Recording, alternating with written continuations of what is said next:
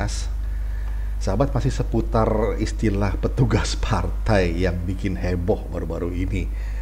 Jadi ada satu perspektif menarik dari Bro Yosef Herman Wenas yang menulis artikelnya untuk menilik dari satu sudut pandang yang lain. Nah, bagaimana ceritanya? Beliau menulis satu artikel yang berjudul Petugas Partai dan Prinsip Vox Populi Vox Dei. Bagaimana alur ceritanya? Begini.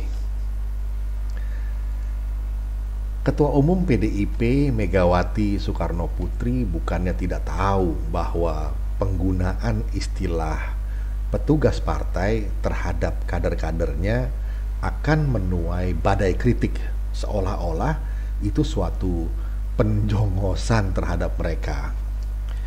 Dia sadar sepenuhnya risiko diterapkannya istilah petugas partai akan berhadapan dengan tuduhan pelecehan terhadap prinsip Vox Populi Vox Dei di balik wajah para kader-kadernya yang terpilih menjadi pemimpin melalui suatu mekanisme pemilu, baik pilpres, pileg maupun pilkada. Kemenangan di suatu pemilu, yaitu Vox Populi artinya, oleh petugas partai ini adalah juga suara Tuhan, yaitu Vox Dei. Maka tidak boleh suara Tuhan dijadikan jongosnya Megawati tentu. Ini adalah pengkhianatan terhadap demokrasi. Kira-kira begitu cara pikir mereka yang tidak sepakat dengan Bu Megawati menggunakan istilah itu. Nah, sahabat, kenapa Ibu Megawati nekat tetap menggunakan istilah yang bermakna peyoratif itu? Padahal sudah 7 tahun beliau digempur kritik dan sinisme sejak pencalonan Pak Jokowi jadi Presiden RI di tahun 2014. Benarkah hanya untuk membela ego dirinya? Pokoknya, you are under my thumb. Nah, persetanlah dengan demokrasi. Atau memang ada motif lainnya? Nah, artikel yang tulis Yosef Herman Wenas ini mau menjelaskan apa yang jadi fondasi intelektual Ibu Megawati menggunakan istilah petugas partai. Kemudian menyoroti sampai di mana hubungan otoritatif antara partai dengan para petugas ini dalam perspektif hukum positif yang berlaku saat ini.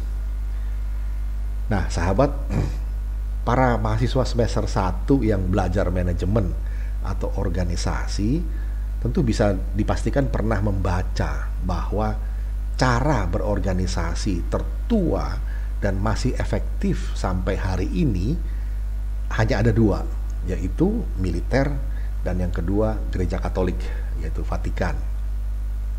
Kedua cara berorganisasi ini bisa bertahan lintas milenium, ribuan tahun, karena para petugasnya efektif menjalankan misi organisasinya. Para petugas ini artinya adalah mereka yang diberi amanat tertentu untuk mencapai misi organisasi. Entah itu petugas militer, petugas gereja, petugas pemerintahan, termasuk petugas partai. Pendeknya, kinerja petugas organisasi mencerminkan cara berorganisasi. Sahabat, Eropa hari ini dibangun di atas sejarah penaklukan wilayah dan kemampuan mempertahankan wilayah terkait oleh bangsa Romawi. Dua aspek sejarah ini bisa terjadi berkat cara berorganisasi militeristik yang dimiliki bangsa itu. Gnaeus Pompeius Magnus misalnya di tahun 106 sampai 48 sebelum Masehi. Lalu Marcus Licinius Crassus tahun 115 sampai tahun 53 sebelum Masehi. Julius Caesar tahun 100 sampai tahun 44 sebelum Masehi. Marcus Antonius tahun 83 sampai 30 sebelum Masehi adalah beberapa nama besar di balik kisah penaklukan dan kemampuan mempertahankan wilayah bangsa Romawi. Semua itu berkat keunggulan para petugas militer mereka. Nah, sumbangan terbesar Romawi kepada Eropa modern adalah sistem hukum, yaitu soal bagaimana mengatur masyarakat di bidang politik, ekonomi, budaya, sosial, perhubungan, dan sebagainya. Ius Canonicum, Gereja Katolik juga diadopsi dari tradisi Romawi ini. Orang-orang Islam mengenang sejarah gemilang mereka pada peristiwa The Siege of Jerusalem di tahun 1187, sewaktu Sultan Salahuddin Ayyubi menaklukkan kota suci itu dari tangan para Crusaders. Itu bukan karena kehebatan ilmu agama Salahuddin yang adalah seorang ulama, tetapi karena keunggulan cara berorganisasinya yang militeristik. Mengingat dia juga seorang jenderal. Para petugas militer dari Ayyubi ini bisa mempertahankan Yerusalem 42 tahun lamanya, juga karena cara berorganisasi mereka. Juga kemampuan Majapahit misalnya menaklukkan wilayah lawan dan mempertahankannya dalam jangka waktu lama dibangun di atas cara-cara berorganisasi militeristik yang sama.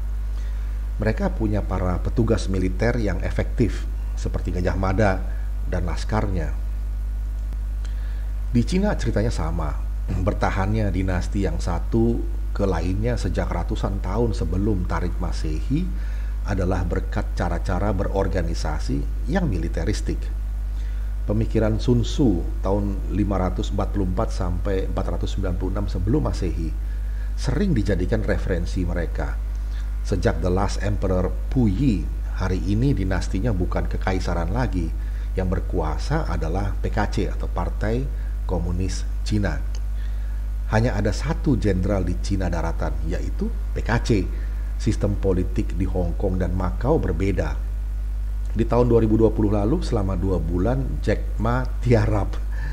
Musababnya adalah Alibaba plus Ant Group secara politik dipandang potensial jadi lebih berkuasa daripada PKC. Itu intinya.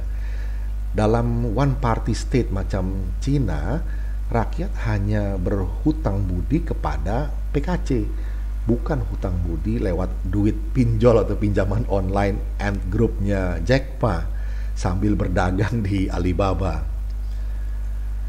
Jack Ma itu anggota PKC sejak masih melarat di tahun 1980-an. Sinolog Amerika Bruce Dixon menulis, "My surveys found that people who joined the party during the Maoist era, 1949 until 1976, were more likely to report ideological reasons for joining the party. Those who joined later, especially the post-1989 cohort, mostly joined for the career benefits and not just to work for the party or the government." Jadi ya, tidak ada yang boleh lebih besar daripada PKC, Jack. Pelajaran buat Pak Jack Ma ya. Nah, sahabat, Gereja Katolik di bawah kendali para paus bertahan 2 milenium lamanya atau 2000-an tahun lebih ini karena punya disiplin ideologi dan hierarkis yang sangat kuat, yang para petugas gerejanya taat dan loyal. Paus Benediktus 16 misalnya, sewaktu masih sebagai Kardinal Joseph Ratzinger antara tahun 1981 sampai 2005, menjabat sebagai prefek untuk Kongregasi Ajaran Iman dan Doktrin. Ini adalah dikastery yang jadi penjaga ideologi Gereja Katolik. Sebagai prefek, ia adalah petugas gereja yang bertindak atas nama Paus Yohanes Paulus II waktu itu. Di tempo itu, Kardinal Ratzinger harus berhadapan dengan banyaknya hantaman teologis akibat perubahan zaman, antara lain soal birth control, homosexuality, interreligious dialogue, dan ordination of women. Juga, ini yang amat politis, hantaman dari para pastor di dekade 1980-an. Mereka ini petugas gereja juga yang berdiri di garis teologi pembebasan saat itu, yang fondasi intelektualnya adalah ya Marxisme. Saat itu teologi ini sedang populer, dicintai orang-orang miskin dan para proponennya karena merupakan suatu theology in action yang membumi, terutama di hemisfer Amerika Latin. Ada nama-nama besar seperti Gustavo Gutierrez Merino, Leonardo Boff, selain beberapa Yesuit sekaliber Juan Luis II dan John Sobrino. Mereka semua ini terinspirasi buah pikiran Superior Jenderal Ordo Jesuit Pedro Arrupe tentang Preferential Option for the Poor yang dicetuskannya tahun 1968. Yang dalam Sinode para Uskup Sedunia tahun 1971, ini juga para petugas gereja lainnya, ditransformasikan menjadi Justice in the World. Nah, di balik ketenangan dan kesantunan khasnya, Kardinal Ratzinger keras dan tegas. Pastor Leonardo Boff sampai terpaksa mesti melepaskan jubahnya. Ia menjadi awam lalu menikah atau kawin. Nah, di Indonesia, Yesuit Sandiawan Sumardi, pahlawan Kali Ciliwung itu, yang juga terinspirasi oleh teologi pembebasan, nasibnya sama, persis seperti Pastor Boff ya. Bagi Ratzinger, tugas utama para pastor itu tetaplah untuk garis kepentingan evangelisasi gereja Katolik, yang satu, kudus dan apostolik, bukannya untuk kepentingan politik, apalagi menjadi partisan. Seberapapun rumitnya gray areas menjustifikasi keadaan, atau seberapapun prinsip minus malum dengan berat hati harus diterapkan. Nah, sahabat Ketua Umum Megawati terinspirasi dari dua cara berorganisasi kuno ini, sebagaimana ayahandanya, Bung Karno. Memang, ciri khas PDIP hari ini persis seperti militer dan gereja Katolik, disiplin, loyal pada satu ideologi, taat pada satu komando yang tegak lurus ke atas, dan ciri-ciri ini cascaded sampai ke tingkat teritorial terbawah. Inilah makna label dari petugas partai untuk kader-kadernya PDIP Megawati. Tidak ada pimpinan partai lain yang punya nyali sebesar politisi kawakan ini. Mana lagi Megawati itu seorang perempuan. Nah, di mana di Indonesia ini kita tahu kulturnya politik masih patriarkal ya. Yang jadi persoalan kita hari ini adalah dibenturkannya konsep petugas partai atau cara berorganisasi dan prinsip Vox Populi, Vox Dei atau cara berdemokrasi di luar konteks hukum positif di Indonesia. Hukum positif itu artinya hukum yang sedang berlaku. Di luar hukum positif, bagaimana maksudnya? Nah, kita ambil contoh saja. Kasus terakhir soal Bupati Alor Amon Jobo versus Menteri Sosial ya, Ibu Risma. Kasus ini soal etika, itu marah-marah yang kelewatan. Bukan pidana kriminal, karena Amon Jobo bukan kader, dia tidak punya kartu tanda anggota PDIP, lalu menyikapi ketidaketisan ini dengan mencabut dukungan pencalonan kepadanya di November 2017. Lalu apakah dengan mencabut dukungan pencalonannya bisa memecat Amon Jobo sebagai bupati? Ya tidak bisa. Apa yang terjadi jika seandainya Amon Jobo adalah kader petugas partai PDIP misalnya, dan status keanggotaannya selain dukungan pencalonannya ikut dicabut alias dipecat? Ya tetap tidak bisa memberhentikan Amon dari jabatan bupatinya. Dalam dua kemungkinan tindakan dari sepihak partai ini, Amon Jobo akan tetap menjabat sampai selesai masa baktinya. Ini karena status Amon Jobo, sekalipun seandainya dia petugas partai, dilindungi oleh negara melalui tata cara pemberhentian kepala daerah dalam Undang-Undang 23 tahun 2014 tentang pemerintahan daerah. Nah, silakan cari sendiri, baca aturannya. Anda akan tahu bahwa partai tidak bisa sewenang-wenang memberhentikan petugasnya yang sedang menjabat sebagai kepala daerah, kecuali ada delik pidana yang material, seperti misalnya tindak pidana korupsi atau ada halangan tetap yang dijabarkan dalam undang-undang tersebut. Dengan kata lain, hukum positif kita melindungi prinsip Vox Populi, Vox Dei yang melekat pada pimpinan atau pemimpin yang dihasilkan suatu pemilu yang dilaksanakan oleh negara. Dan karena itu melekat juga pada dirinya suatu kedaulatan konstitusional. Itu soal kepala daerah. Bagaimana dengan anggota legislatif yang juga produk pemilihan umum? Ya sama saja. Negara juga memberikan perlindungan terhadap prinsip Vox Populi, Vox Dei melalui mekanisme PAW atau pergantian antar waktu yang diatur dalam Undang-Undang 17 tahun 2014 tentang MPR, DPR, DPD, dan DPRD atau yang kita kenal dengan Undang-Undang MD3. Misalnya Pak Fahri Hamzah yang waktu itu dipecat dari keanggotaan PKS pada 11 Maret 2016.